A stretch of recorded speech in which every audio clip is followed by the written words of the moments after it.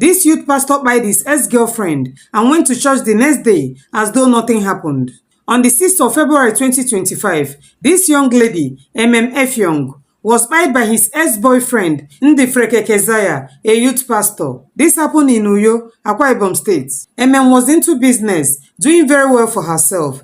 She was also in the choir, very dedicated in the church. She worshipped in the same church with Ndifreke, who is a youth pastor in their church, but had no source of income. These two met themselves in the church and started dating. Because was doing financially better than this guy, she gave him a spot in her shop in a mall where she does her business for him to be doing small things for himself. But when they broke up, took back the spot he gave to him for his business, and that was where their issue started. He kept begging to take him back as her boyfriend, but she refused because their relationship was not a good one, and everyone around them knows about this, the way he talks to her and the way he treats her. But Ndifreke refused to let go. He kept begging to come back.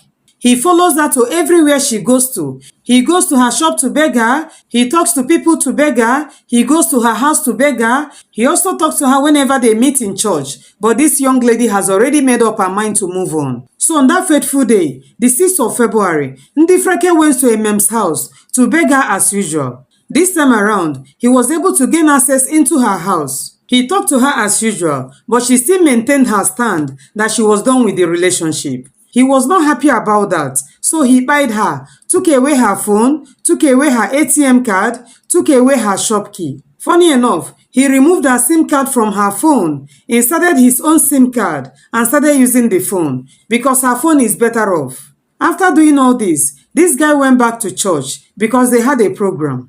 Because was a dedicated church member who does not miss service for anything, some of the church members were worried that she was not in church because that was unlike her. Remember that she was also in choir, so immediately after the service, some of the church members went to her house to check on her.